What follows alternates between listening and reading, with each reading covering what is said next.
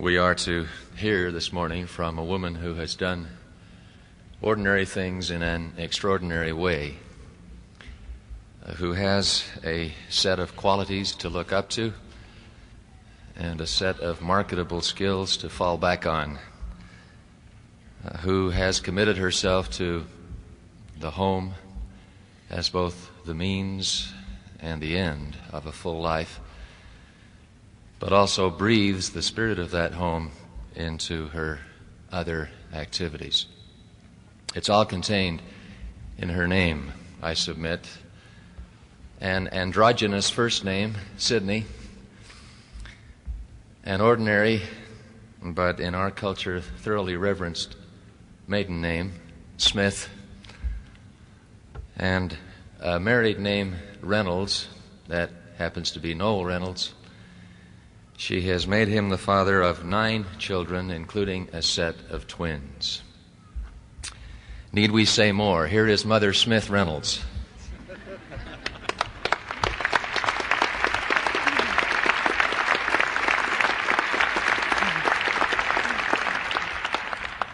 Homemaking and nest building are compared in this poem by a well-known LDS poetess. Mud is not bad for nest building. Mud and sticks and a fallen feather or two will do, and require no reaching. I could rest there with my tiny ones, sound for the season at least. But if I may fly a while, if I may cut through a sunset going out and a rainbow coming back, color upon color sealed in my eyes, if I may have the unboundaried skies for my study, clouds, cities, rivers for my rooms, if I may search the centuries for melody and meaning, if I may try for the sun, I shall come back bearing such beauties gleaned from God's and man's very best.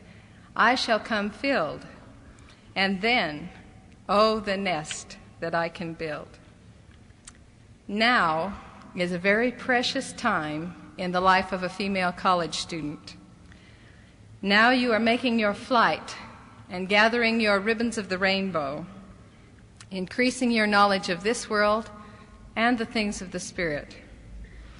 When I came to BYU in 1960, my mother counseled me to get some vocational counseling that went beyond the traditional women's jobs of teacher and nurse and secretary. And that was definitely in my mind also as I planned an exciting career. In junior high school, I was named the woman most likely to become the first president of the United States. And my primary interests in college were in history and political science. I took the Foreign Service exam and interviewed to be a Foreign Service officer. I sent my money in to take the law school admissions test and then decided that graduate school in history was more where my interests were, and so started in a master's program. I do not regret a single hour I spent studying history and political science, even though I have never pursued those fields at a professional level. Nor do I regret the fact that I never took a homemaking or a family living class while I was in college, not only because I knew it would shoot my grade point average right to pieces, but because I wanted to spend my time elsewhere. Now, if you really love homemaking classes and that's where you want to make your flight, then I think that's just what you should do. It will certainly prove valuable to you now and later.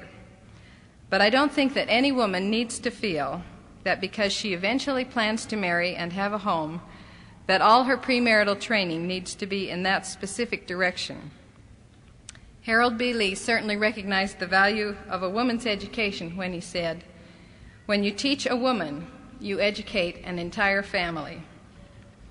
All the education you receive becomes an integral part of you, your attitudes, and your approach to life. It is not important because of some consistent, obvious transfer of each skill you learned in a college class to each task you have in your daily life. No career anticipates that.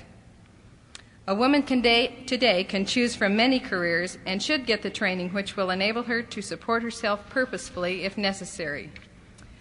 Your college years are important for many reasons, and this is certainly one. You're preparing for a career which you may enter before marriage and which statistics have shown you may be forced to take up even if you do marry and become a mother. At least 25% of women in the church are single at some time in their adult lives.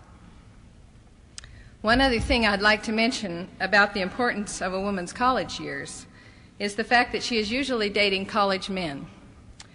If you have the intellectual ability commensurate with being a serious college student, then you need to be careful about dating anyone who forces you to hide or disguise your brain power. Now, I don't mean that a girl should flaunt her ability or try to one-up her date on every subject. We don't do that in our personal relationships with any adult, or with any child, for that matter. But the thinking woman who plays dumb blonde to attract someone's interest may find herself sadly disappointed if the relationship turns out to be a permanent one. Besides, you must know that it's a fact that smart men always marry women who are just a little smarter than they are, and vice versa. And that brings me to the second section of my talk. Suppose that, like me, despite all your careful career plans, you end up getting married. Then what should the college-educated woman do? As I see it, you have basically two options. You can, number one, combine the career of wife and mother with the one you have trained for in some degree of part or full-time out of the home.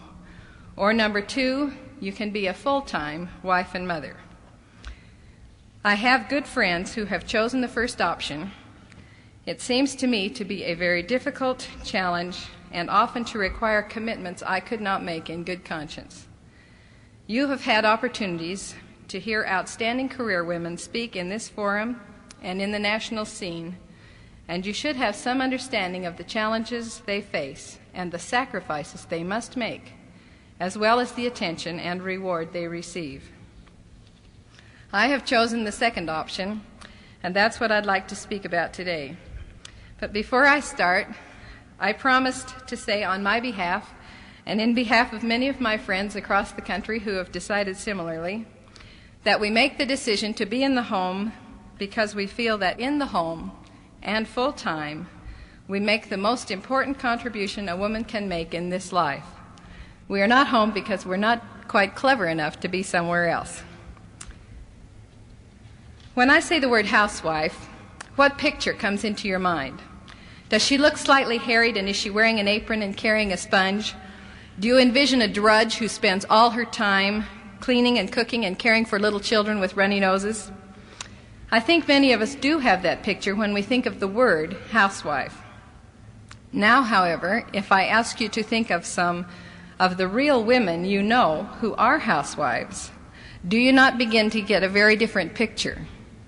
Perhaps you see your own mother, or maybe a neighbor, and you may be more likely to see her in her Sunday clothes than in an apron, or going off to preside at a PTA meeting, or up to church to help decorate for the culture night, or off to play golf or tennis. Or maybe she's fixing a dinner, which is not the massive dirty pots and pans with smoke coming from somewhere and watching your face in the clean plate as in the TV commercial, but is the good food you dream about when you eat day after day in the local cafeteria. I submit to you that the modern picture of the housewife as a drudge who is constantly trapped in her home and never lifts her eyes above the pile of laundry is a myth. She does not exist, at least not among the women I know. Let me introduce you to some women who are real housewives. In preparing for this assignment, I wrote to some of my friends and received answers to why these college-educated women chose to be full-time wives and mothers. Here are some of the advantages they see in this special career. Number one, you have the opportunity to create the physical environment in which you live and work and in which your family spends much of their time. From a non-Mormon friend in Boston, the satisfaction from working on and completing a child's quilt or from putting up a handmade macrame window shade in the bathroom is, to me, head and shoulders above filing reports all day long, so I'll be darned if I'll feel apologetic about the comparison. The homemaker also has the opportunity to influence greatly the spiritual and emotional environment of her family. Creating a haven from the pressures of this world is a real service that takes a good deal of time and energy, as well as a primary commitment to the home. Number 2, a friend in Salt Lake writes, homemaking is a bulwark of femininity. It has been my experience that a hardening process seems to take place in a woman when she joins the competitive, masculine workaday world. In order to compete, she has to become a little tough. I am in no way advocating a mealy-mouthed model of servitude or frivolous ineptitude, but as some of my friends have joined the workforce, I've seen subtle changes which have resulted in a loss of gentleness, gentility, tenderness, and sweetness, virtues which have been traditionally and I feel innately attributed to women. Again, I am not suggesting that people should only cultivate the traditionally masculine or feminine virtues depending on their gender, but homemaking provides the soil in which feminine virtues can flourish, close quote. And these virtues are sadly needed in the world today. Number 3, you often have much more freedom to engage in your own projects, in volunteer service, and in community work than the 9-to-5 career woman. A friend in California who worked before her children came writes, I am the editor of our stake newspaper, and the printer who prints it has asked me several times to come to work for him. He even wants to get a sitter for my 4 preschoolers to entice me to come. It's all very flattering. My boss at Douglas Aircraft asked me when I was going to be ready to come back a couple of weeks ago. Alas, my heart is with my children. There are so many things for the housewife to do at home anyway. At this point in my life, and she had just finished editing, binding, and typing a 140-page life history of her grandfather, I could stay at home with no preschoolers and not be able to accomplish all I want to do. I have not bought clothes for my 2 oldest girls in years and years. I save money and I enjoy doing it. They enjoy the remarks of the kids at school when they say, gee, your mom makes everything. That happened one day when they took homemade graham crackers in their lunch. The children take a certain amount of pride in showing off what mother can do, and that's important for them. I guess it is just soul satisfying to eat homemade bread and jam, bottled fruit, and have a homemade quilt on your bed. The children appreciate it, and the neighbors are so impressed.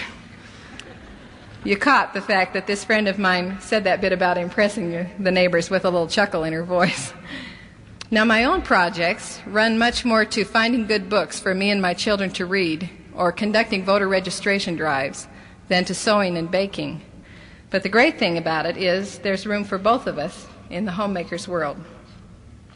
Number 4, a homemaker can make a valid economic contribution to her family, which may even exceed what she could contribute by trying to earn a second salary with its attendant problems of increased tax bite, payment for sitters, fancier wardrobe, convenience foods for dinner, etc. A friend from New York writes, I sometimes like to remind myself that a penny saved is no longer a penny earned. It's 2 pennies. For every $1 I save gardening, sewing, drape making, mothering, comparison shopping, bread baking, and tutoring, I save double the amount because savings are not taxed or tithed. The homemaker saves more than she thinks by working in the home. And then, who can put a dollar value on time spent mothering your own children? This woman mentions another economic problem I'd like you to be aware of, which we saw also the year we lived in a well-to-do suburb of Boston. Quote, in White Plains, there is a big push for school to start at age 3 for the benefit of working mothers. Our taxes are sky high, and one big reason is that we are providing services the working mothers are voting in. We have a terrific after-school program for the children so they won't need to come home until mom arrives from work. I am having a hard time convincing my children it is more exciting to be with me and go to primary rather than enjoy all those ceramics, crafts, sports, and activities at the school with their friends. My taxes are helping to pay for the daycare center held at the basement of the school and for the full-day kindergarten for the children of working mothers. In Sweden, the people gave the state great responsibility in child rearing. The economic result of this is that now 2 people cannot support the same standard of living one used to provide. The government is never as efficient as the individual, but people seem to forget that so easily. Close quote. There are other countries where the state has assumed the primary responsibility for child rearing, and their reasons for doing so are not to achieve a little liberation and fulfillment for the mothers, as I'm sure we all know. We need to be very aware of the long-term economic as well as socio-political results of inviting institutional participation in child care. And that brings me to another career advantage, the impact that one can have upon society. When the President of the United States was in Salt Lake last November, he stated, quote, "Our government spends a great deal of effort and a great deal of money repairing damages caused by weak and broken families. And also, the stronger families are, the less role there is to be played by the government. Why not then, the homemaker reasons, put my best effort where it counts, on the firing line with the family? Why not work with my children now as their mother rather than later as their social worker? Why not keep them out of jail with some good solid training now rather than learning how to spring them as their lawyer?" Now I'm overstating my case there just a little to make the point that an ounce of prevention is worth a pound of rehabilitation. And maybe this is a good place to state explicitly that I personally have no quarrel with mothers who become lawyers, social workers, or whatever. I think they can make a valid contribution to all of our lives if the reasons they seek a career are founded on the rock and not on some distorted concept of self-needs or societal pressures. Okay, number 6, the homemaker has the opportunity for intellectual stimulation if she will take it.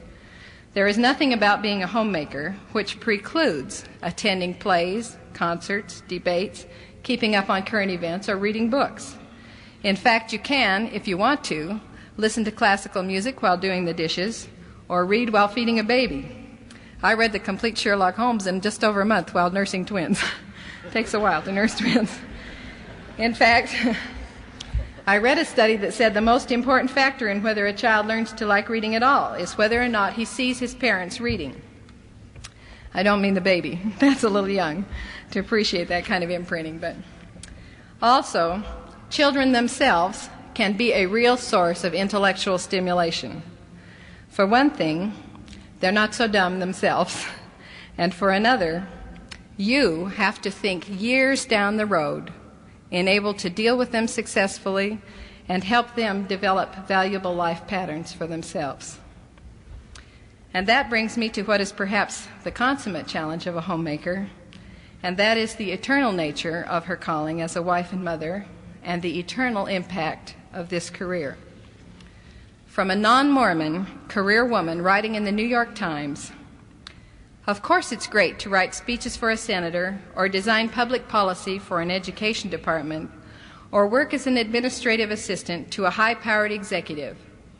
But all that can pale dramatically before the tender wonder of a newborn living creature."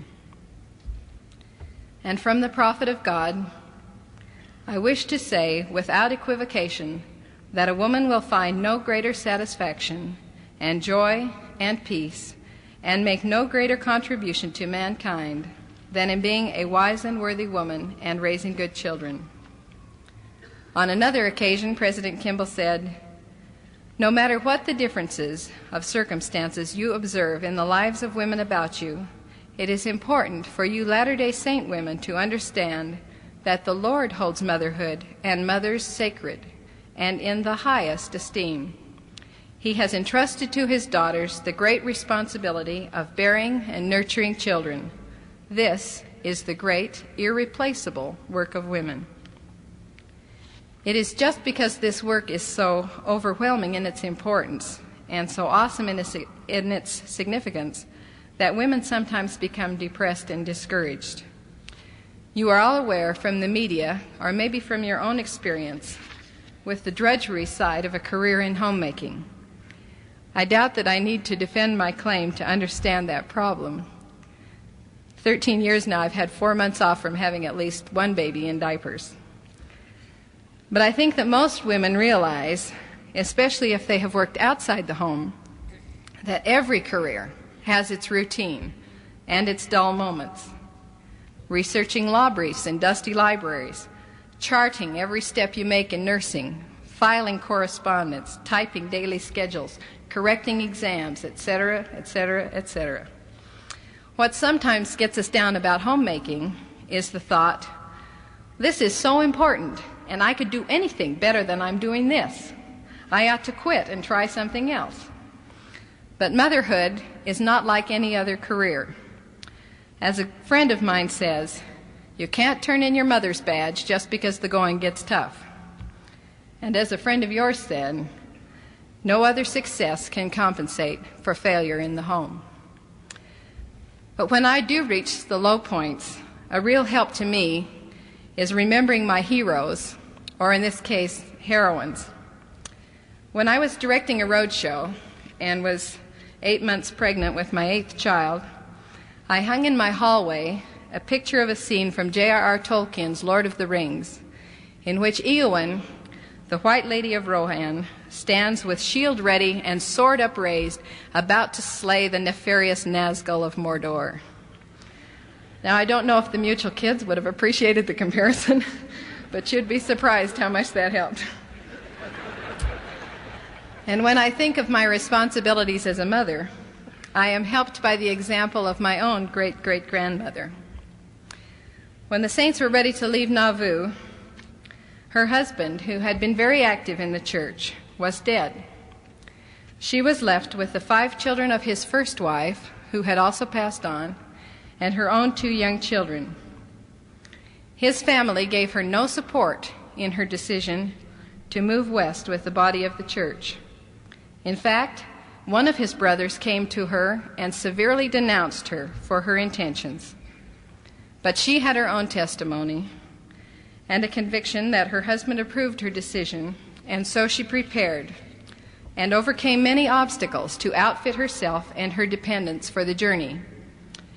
The fact that she was not completely successful in securing fine teams and supplies is witnessed by the fact that the captain of the group with whom she traveled let her know in no uncertain terms that he considered her a liability to the group and he preferred not to be responsible for her. She told him that she would ask no help from any of them and that furthermore she would beat him to the valley. The journey was long and hard for her and her family. Some of her stock died. Her teams became sick and were healed through her faith and the power of the priesthood.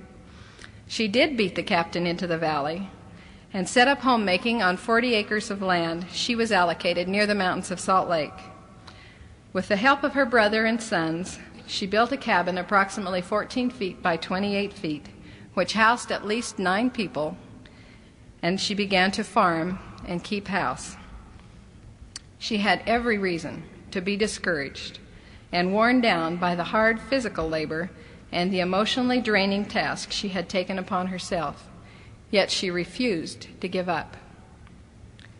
Thousands of the direct descendants of Hiram Smith who are in the church today bless the name of Mary Fielding Smith. Without her faith and plain fortitude, they may never have had the blessings of the gospel. Joseph Smith's direct descendants have not had those same blessings. And not only did Mary influence her children and stepchildren and their descendants, but they have touched thousands of other lives as they served and serve on missions, in leadership roles, and as mothers in the church. We can now see the long-range impact of her efforts, at least as it pertains to this world. But she probably saw herself doing just what all mothers do, keeping body and soul together, teaching her children to be clean, to pay their tithing, to respect their Father in heaven. If we women could only keep before us the perspective of the prophets, the vision of eternity. As President Kimball said, much is said about the drudgery and confinement of the woman's role in the home. In the perspective of the gospel, it is not so. I know that is true, but I also know that there are some times when it is easier to appreciate that statement than others. Let me talk just a little about timing. You should be aware that when a young woman has many little children it can be a very difficult time in her life, especially compared to the relatively carefree life she has just been living, where she was responsible only for herself. It sometimes takes some real character and some good solid help from a husband to get through this time, still liking the idea of homes and families and babies. And then there's a time when your youngest goes to seminary at 6 o'clock in the morning and gets home from cheerleading practice at 5:30 in the evening, and then is on their way to church or school activity. Obviously, the need for you to be physically present in the home is no longer quite so great. Your time for you is expanding. There are two types of time commitments that a woman makes when she agrees to become a mother. One is the daily commitment we might compare to Bagley and Benson's deadlines for completing their editorial cartoons for the Daily Universe. Some things have to be done every day, no matter what. The other is a long-term commitment that we might compare to Michelangelo working in the Sistine Chapel. It took weeks and months and then years before the result of his work was obvious. I like to think of this when I realize that with another baby due in August, I'm committed to a minimum of 18 years of having preschoolers at home. Now, 18 years may seem like a lifetime to many of you, understandably. But with a historian's perspective, you knew the history would come in, I know that that is really not true. And now may be the very best time, or the only time, of this life or the eternities to have these important experiences. As I move to a conclusion, I would like to respond to two complaints I have heard among women in the church. Number one is, they expect too much from us. The standard is unrealistic and unattainable. Number two is, they do not expect enough from us. When will women be given the priesthood? I loved Barbara Smith's answer to the first question on the TV show on women in depression. She refused to deny the standard, but encouraged women to take one step at a time and to remember that our goals are stars to steer by and not sticks to beat ourselves with. I personally have sufficient blatant weaknesses that no one, for example, who ever saw my housekeeping could accuse me of being supermom. But I think that we need to have enough respect for ourselves and for God's plan to know that we are worthwhile now, even if we are not perfect yet. As for the second question, I personally believe that even God did not give us the gift of maleness and femaleness, but that it was inherent in the intelligence and was somehow of our own choosing. I truly believe that men and women are equal before the Lord. I believe that the fact that a man may hold the priesthood and a woman does not qualify that statement in any degree. Some women hope for a time when the church will come around to giving women the priesthood. I think those women are remarkably short-sighted and unaware of their own worth and part in the eternal scheme of things. Bruce R. McConkie said last summer, "Where spiritual things are concerned, as pertaining to all the gifts of the Spirit, with reference to the receipt of revelation, the gaining of testimonies, the seeing of visions, in all matters that pertain to godliness and holiness, and which are brought to pass as a result of personal righteousness, in all these things, men and women stand in a position of absolute equality before the Lord. He is no respecter of persons nor of sexes, and he blesses those men and those women who seek him and serve him and keep his commandments." End quote. I am grateful for a mother and father who loved their daughters as much as they loved their sons. I am grateful for a husband who not only loves me, but respects me as a person and in my role as a wife and mother, and who expects our children to do the same. That makes a big difference. In fact, when I was asked to give this talk, I was a little bit flattered and a big bit overwhelmed. And at night, we often discuss hypothetical questions around the dinner table. My husband will give the kids a law case or something like that. So this night, we came home and he said, "Now, if you had to find a woman to talk at BYU, and she had to be very smart and a good mother and able to talk to other women about the importance of the things that they do, who would you choose?" And it was really very touching when they all said without hesitation, "Mommy, Mommy." Then Noel went on, "Now, Brother Webb is looking for this woman," and when our oldest boy broke in and said, "Oh, well, Brother Webb would choose his wife." Now, Leslie Webb could handle this easily enough, but the important point is that our 11-year-old boy had already caught the vision that each man should think his wife and her job is the greatest, and then his children will too. Having received that kind of love and respect, it's only fair that I return it, and I'm happy to do so. I am delighted to be able to testify that there are chosen servants of God on the earth today, directing the church, its stakes, its wards, and its families.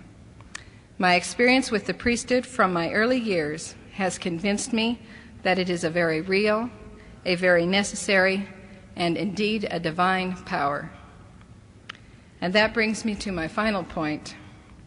Our challenge as women is ultimately the same as our brothers' challenge as men, and that is to live the gospel, to become Christ-like, and to help each other achieve our fullest potential, namely immortality and eternal life.